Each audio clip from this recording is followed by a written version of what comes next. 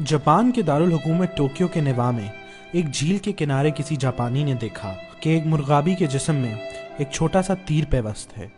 वो तीर गालिबन किसी बच्चे के खिलौने का हिस्सा था और किसी बच्चे ने ही नादानी में वो तीर चलाकर मुर्गाबी का शिकार करना चाहा। लेकिन तीर छोटा होने की वजह से मुर्गाबी को मार तो ना सका, लेकिन इसके जिस्म में पेवस्त जरूर हो गया। जापानी शहरी ने जख्मी मुर्गाबी को देखा तो उसने रेस्क्यू वाले अमले को फ़ोन कर दिया। देखते ही देखते रेस्क्यू का अमला गाड़ियों समेत वहां पहुंच गया। लेकिन जब मुर्गाबी को पकड़ना चाहा कि इसके जिस्म में पेवस्त तीर निकाल दिया जाए तो मुर्गाबी उड़ान भरकर झील के दूसरे किनारे पर चली गई। ये सूरत हाल देखकर रेस्क्यू के अमले ने अपने हेडक्वार्टर से मजीद मदद मांगी और देखते ही देखते रेस्क्यू का हेलीकॉप्टर वहां अपने अमले समेत पहुंच गया और ये बात जापानी मीडिया तक भी पहुंच गई। रेस्क्यू अमला इस मुर्गाबी को इलाज की गर्ज से पकड़ना चाहता था और मीडिया के लोग मुल्क भर के अवाम को लाइव कवरेज के जरिए आगाह कर रहे थे। हर कोई इस बेज़बान परिंदे की तकलीफ के हवाले से परेशान था और इन्हें यह फिक्र लाहक थी कि कहीं ये मुर्गाबी इस छोटे तीर की वजह से मर ना जाए। कई घंटों की तको-दो के बाद मुर्गाबी को पकड़कर इसे वेटरनरी अस्पताल ले जाया गया, जहां इसका इलाज किया गया। खुदा करके मुर्गाबी का तीर निकाल कर इसके जख्म का इलाज करने के बाद इसे एक अवामी हजूम के सामने फिजा में उड़ा दिया गया। लोगों ने तालियां बजाकर खुशी का इजहार किया और यूं एक बेज़बान परिंदे की जान बच गई।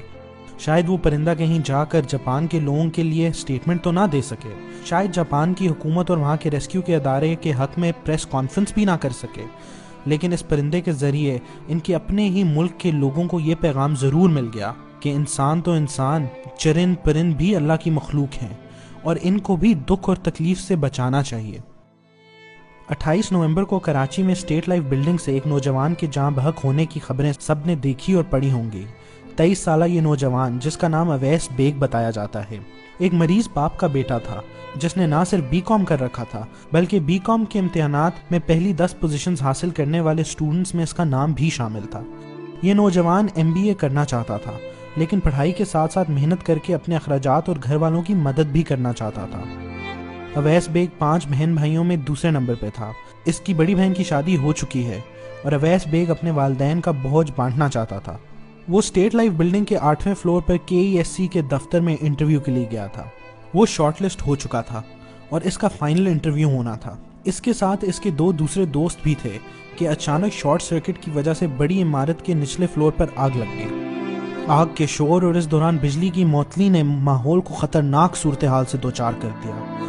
अवैस बेग ने घबरा कर अपने दोस्तों को आवाज़ दी, लेकिन कोई जवाब ना आने पर वो अपने औसान बहाल ना रख सका। शायद इसके ज़हन में बल्दिया टाउन की फैक्ट्री में लगने वाली आग और उससे होने वाली हलाकतों के वाक़े ने मज़ीद खौफ पैदा कर दिया था। अवैस बेग ने खिड़की के रास्ते बाहर निकलने की कोशिश की।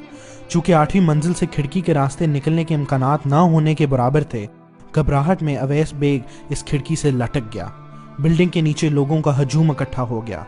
गुजरती ट्रैफिक में भी लोग इसी नौजवान को यूं जिंदगी और मौत के दरमियान लटकता देखते रहे।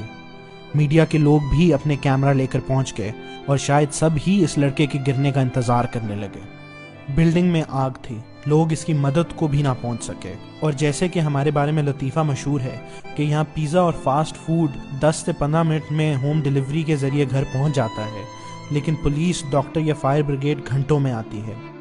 बस अवैस बेग के साथ भी ऐसा ही हुआ। वो बेचारा 15 मिनट तक इंतहाई बेबसी के साथ सैकड़ों लोगों के सामने लटकता रहा। इसी दौरान अवैस बेग ने ज़रूर अपनी माँ को पुकारा होगा, अपने बाप को याद किया होगा, अपनी बड़ी बहन जिसे इसने अपने हाथों से डोली में बिठाया होगा।